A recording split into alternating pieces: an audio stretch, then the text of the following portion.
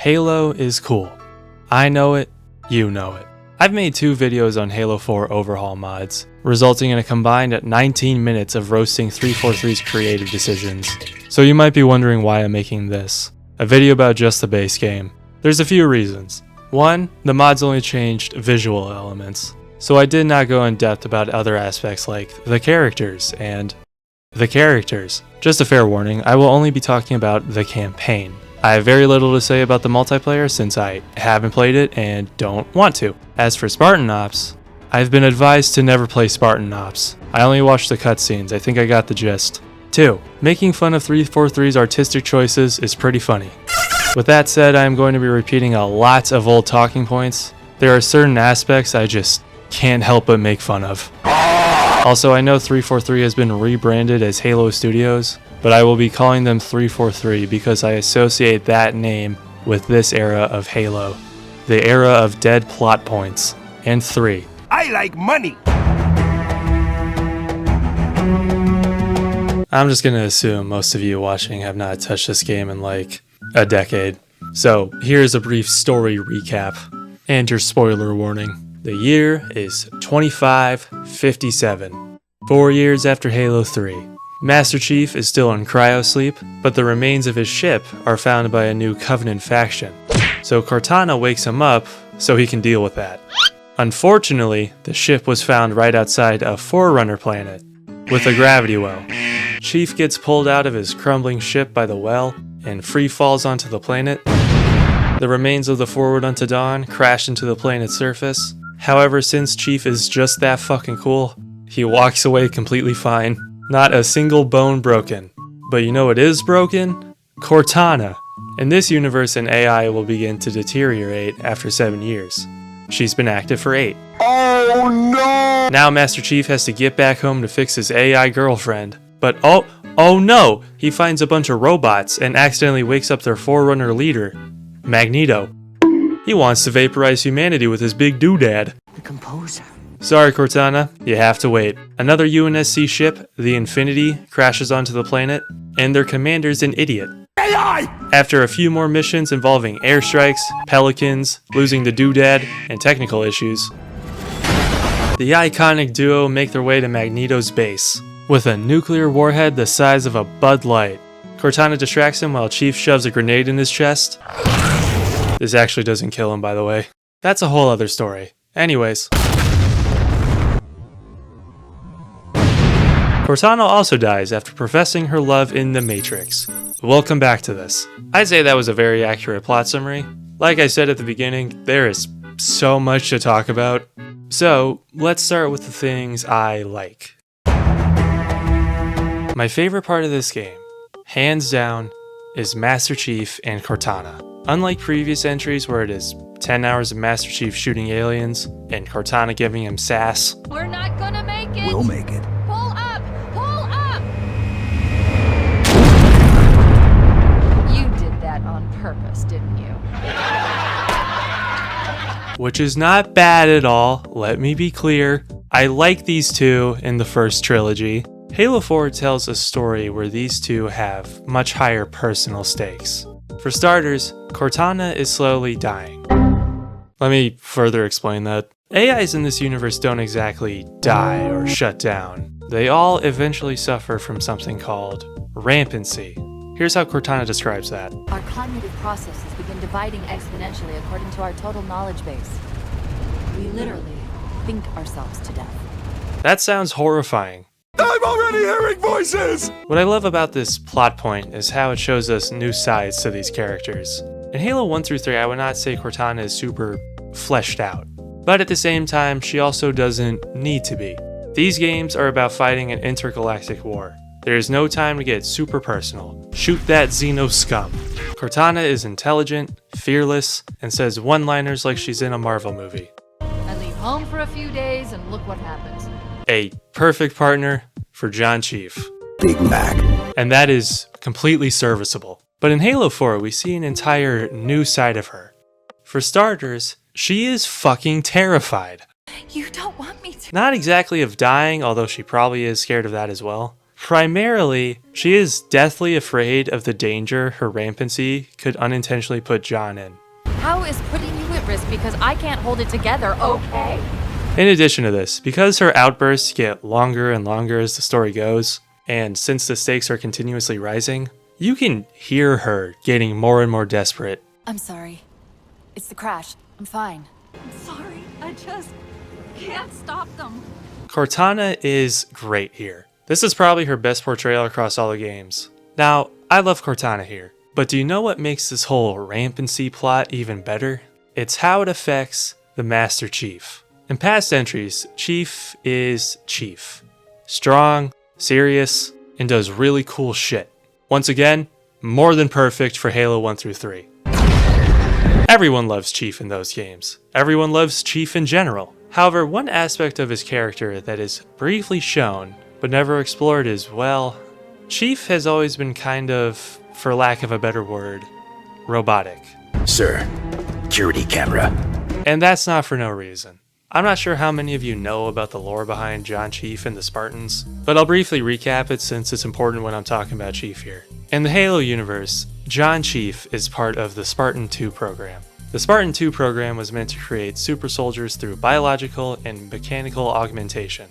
Quick question, how do you create super soldiers who follow orders and don't rebel? Do you clone them? Nope. Unlike in Star Wars, cloning is not as advanced. It exists, but it's far from perfect. So instead, you start them young.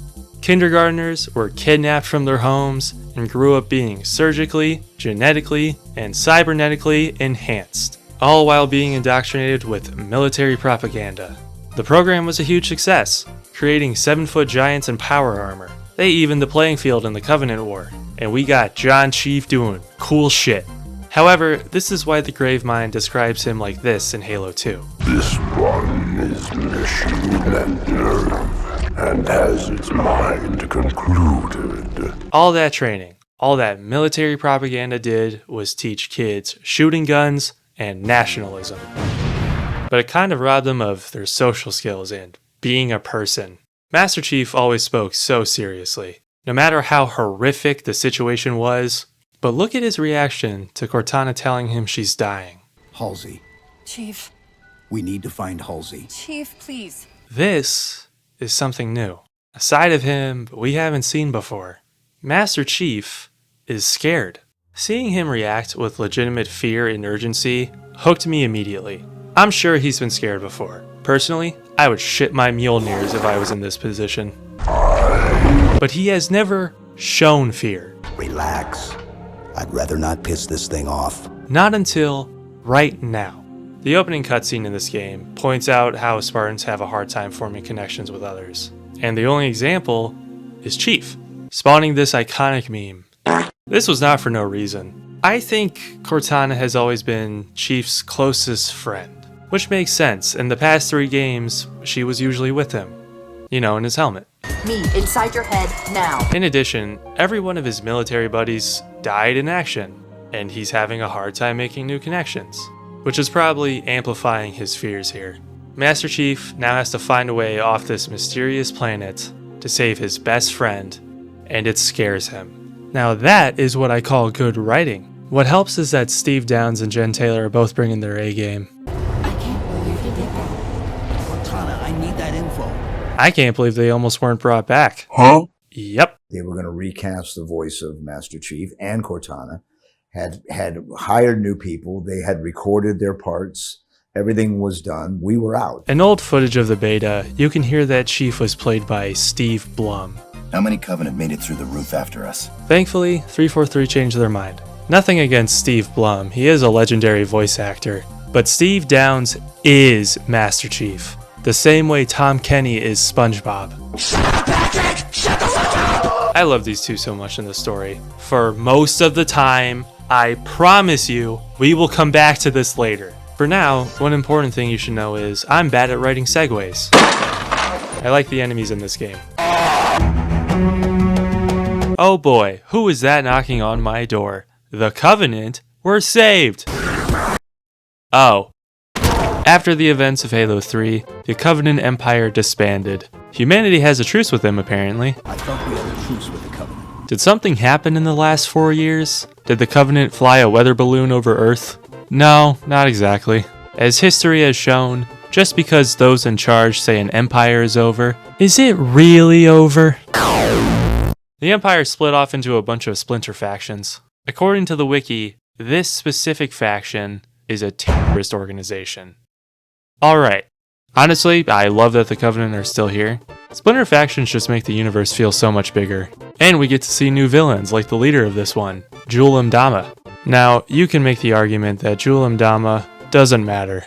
And you're probably right, he does not show up in the campaign, only in Spartan Ops, but I didn't play that. However, I believe Jul-'Mdama is very important. While researching for this video, I was just trying to find out why the Covenant were still hostile, and the grunts sounded different.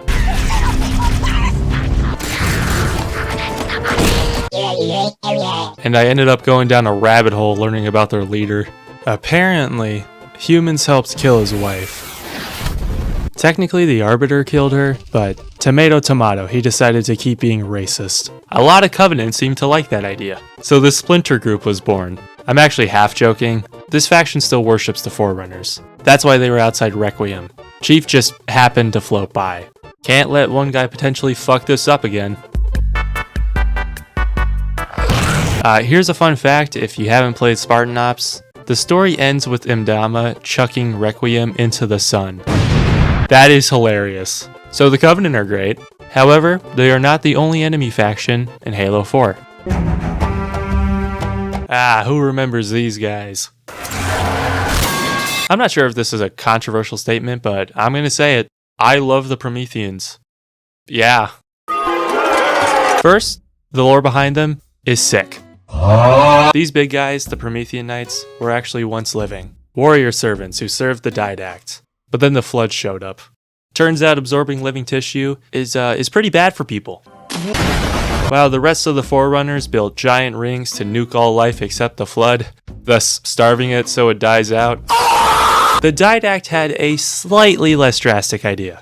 The Forerunners built a machine called the Composer. It essentially digitizes someone's mind, meanwhile Thanos snapping their bodies. Originally, he tried using it on himself, but because of his excessive experimentation, resulting in him looking like this, he couldn't. Sad. Thankfully, his warrior servants volunteered to be digitized. And you know what? Since the Flood can't eat metal except lead,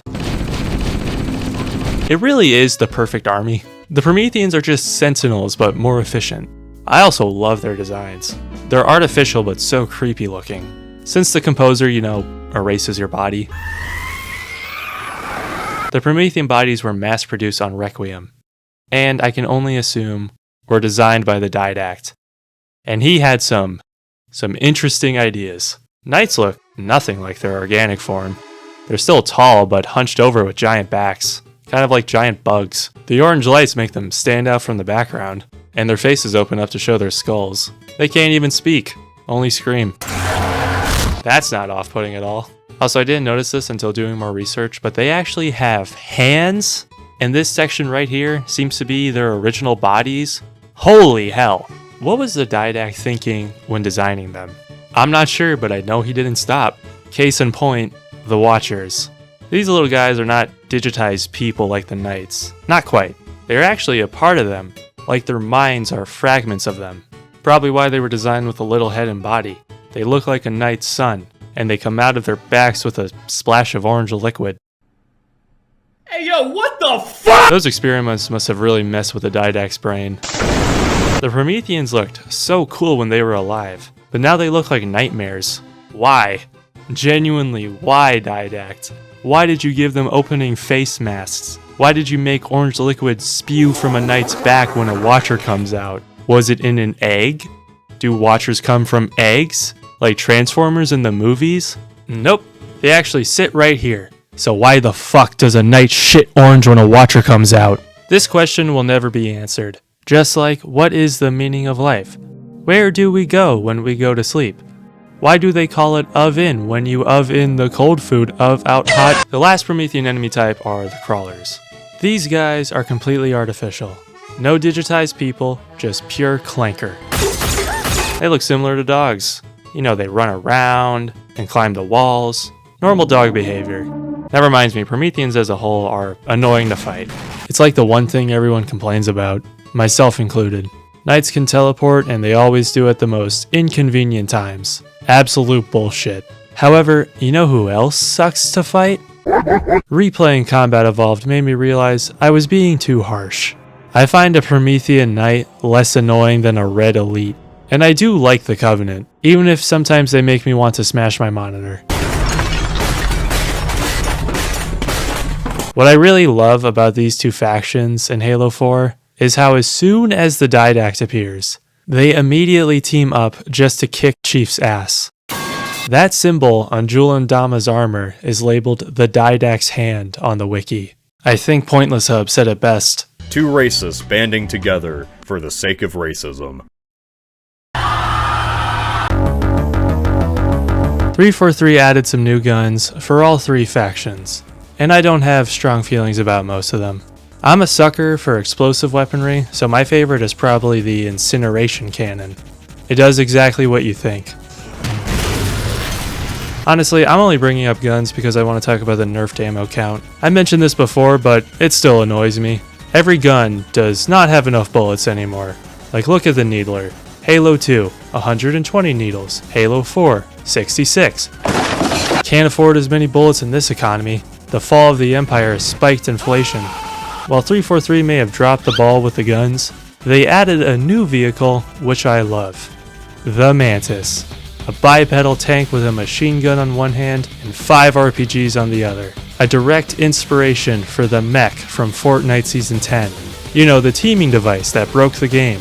The Mantis is a little slow for my liking, but I still love it.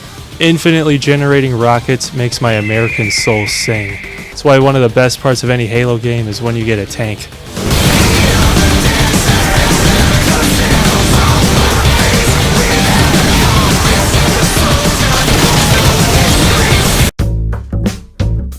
Halo 4 introduces some new faces. Kinda had to. And I'll be honest, I don't have much to say about these three. Halo 4 is only 8 missions long, and they show up around the halfway point. So altogether, they're in about 4 cutscenes. Not a lot of screen time, but what I do have to say about them is funny. Let's start with the first person we meet, Thomas Lasky. Tom Lasky. I would describe Lasky as guy. He is just a guy. The most average guy in the galaxy. Then again, I guess it's hard to stand out when everyone else is a Spartan, AI, Forerunner, or Loud. Then again.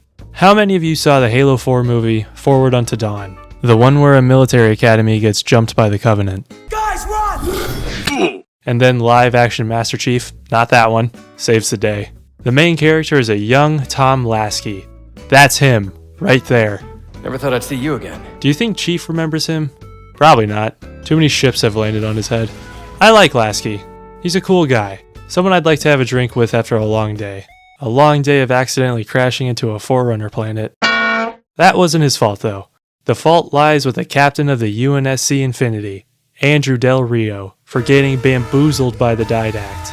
Del Rio is really the minor antagonist behind the Didact and Covenant. He really wants to get everyone off this planet as soon as possible, which makes sense. However, the Didact is also very close to digitizing humanity, something they can try and prevent with enough military firepower, and he doesn't wanna. No. Everyone actively disagrees with him, and that makes him angry. His real purpose in this story is giving Master Chief a reason to be a badass. I am ordering you to surrender that AI! No, sir. Since Del Rio doesn't want to fight the Didact, Master Chief says, Fine. I'll do it myself. At the very end of the game, the other characters all show up to help Chief. Apparently, Del Rio was relieved of duty as captain, and Lasky got a promotion. That must have been a huge blow to his pride, because he became a politician after this. AI! Finally, we have the new Spartan, Sarah Palmer. I ripped on her pretty hard the first time, all because of this introduction. I thought you'd be taller. And truthfully, she's not that bad. She's one of the people that helps Chief at the very end. She is also great in Spartan Ops. She shot Halsey in the arm. Deserved. My real issue is still this introduction.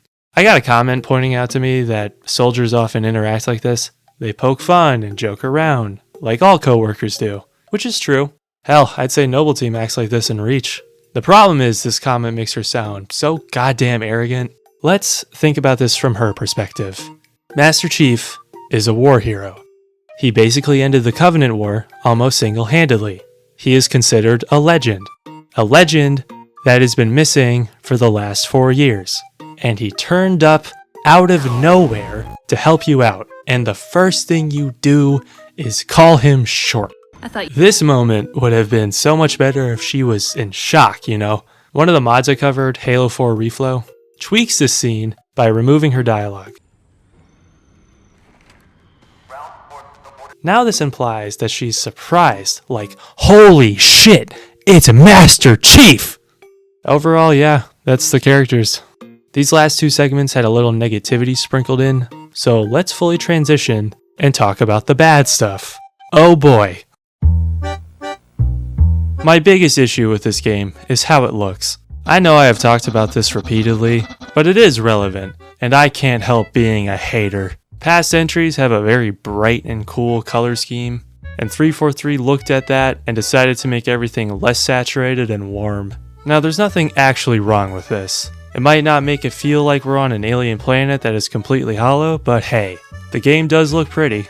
What is bad is how the metal looks. I'm not sure how this happens, but everything looks so plasticky. Like, how do you do that? Oh well, at least it's not as awful as everything alive looks.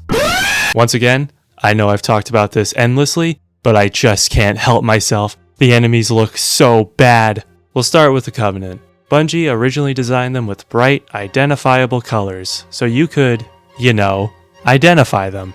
Know what you were shooting at. It was pretty important. Fuck red elites. All my homies hate red elites. Hit them with the Halo rings. Do you want to know what a red elite looks like in Halo 4? Takes you more than a nanosecond, doesn't it?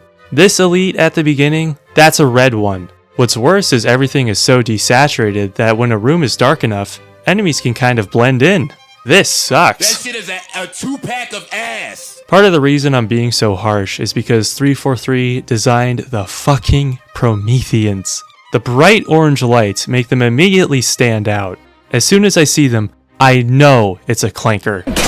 It's actually funny that Prometheans have the opposite problem. So, the Covenant ranks are represented by color, right? Even if you can barely tell, there is at least variation. But the Prometheans, orange. All orange. Everything's orange. I got multiple comments on my first video of people being shocked to find out there were variations among the Prometheans. There are variations. Even the crawlers have variations. The 2 mods I covered both gave Prometheans different colors based on their rank. It really is that simple, and I'm shocked. Let's quickly recap. For the faction with colored ranks, 343 made them so desaturated you can barely tell them apart.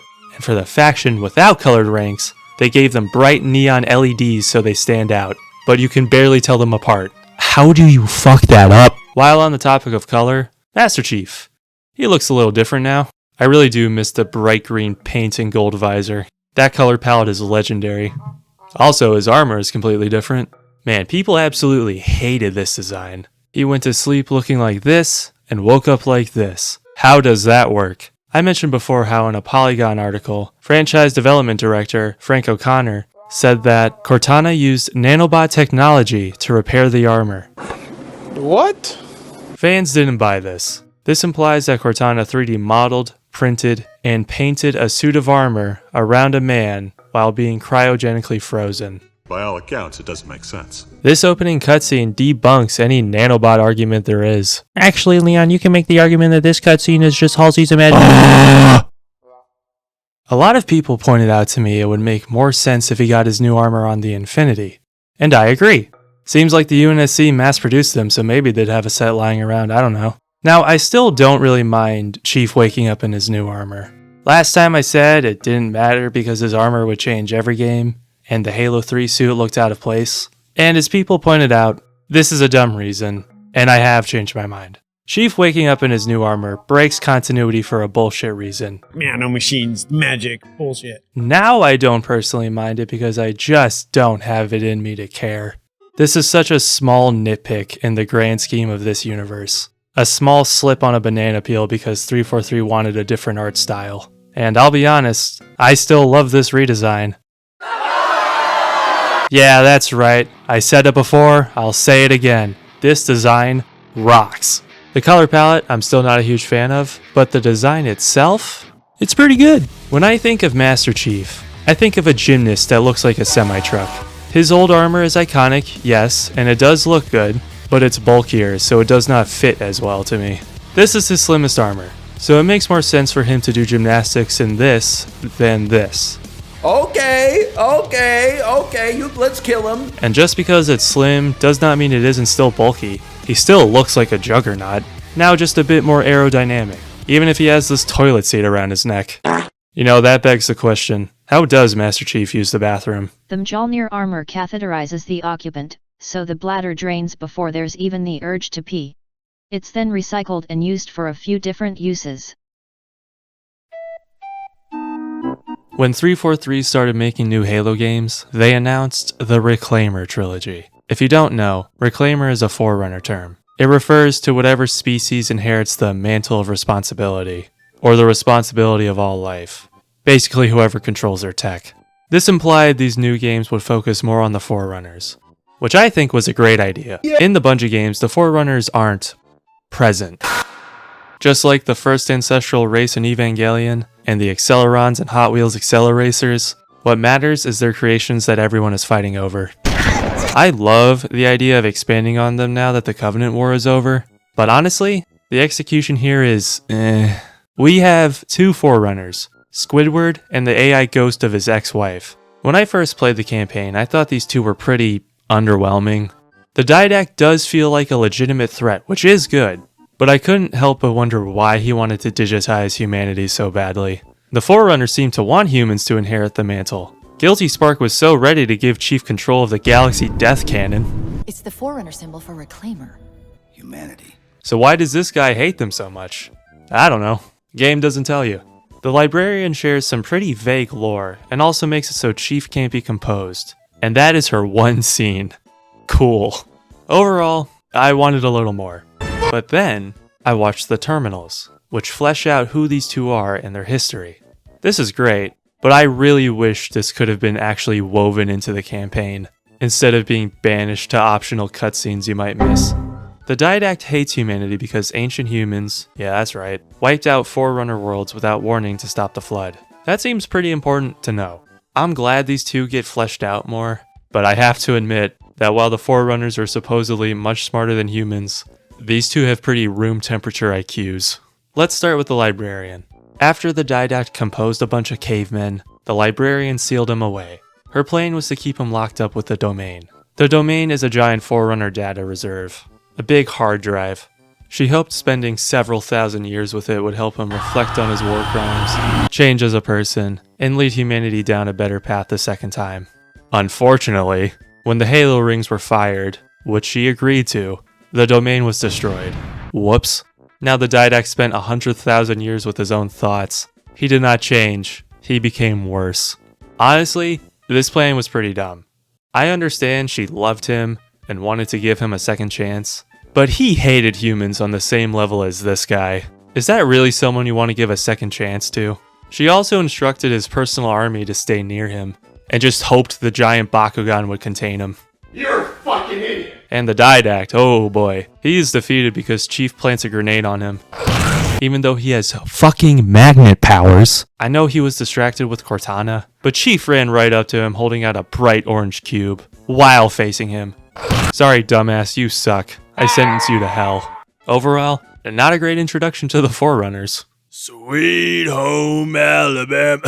So like I mentioned forever ago, after the Didact dies and Master Chief nukes his ship, he wakes up in cyberspace and Cortana is there to say goodbye, but not before essentially confessing her love. And I find this so weird.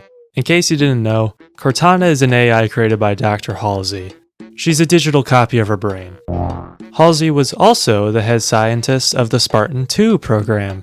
Since these kids were abducted at age 6, Halsey and the UNSC were probably the closest things these kids had to actual parents, and I'm pretty sure Halsey cares about them as if they were literally her children. Debriefing of Master Chief Petty Officer Spartan 117, post-New Phoenix incident. John? Imagine being experimented on since you were in kindergarten. Then decades later, the woman who did this to you makes an AI of herself that falls in love with you. What are you supposed to feel in that situation? For me, this kind of ruins their dynamic. I've always thought they work best platonically. Work besties. But then I see this and remember how Cortana is a clone of Chief's lab mom. And it really sucks because this game is where I like them most. My disappointment is immeasurable. Every time I think about Halo 4, I sort of pretend this cutscene doesn't exist. I just pretend Chief set off the nuke and survived because he's just that fucking cool. I know this video has been mostly negative, but I truthfully think Halo 4 is alright. It's a mixed bag of mostly good ideas with so-so execution. And the bad stuff is pretty fun to poke fun at. While I have been pretty critical about 343 in this video, I do want to give them a pass. It was their first major release as a studio, and the game could have been a lot worse. If I actually finished Halo 4 back when it came out, I probably would have been excited for what the studio would make next. Speaking of which, throughout this video, I made sure not to mention Halo 5. And that's because as of me writing the script, I haven't played it. I have heard nothing but bad things, especially about the campaign. Halo fans seem to have collectively pretended it doesn't exist, like Star Wars fans ignoring the sequels. I bought a copy from a used game store for $2, and for the past year, I have been morbidly curious. How bad is this game really? I have no idea, but I'm about to find out. Here, one sec. Be right back. 6.5 hours later. Okay, I have a lot to say.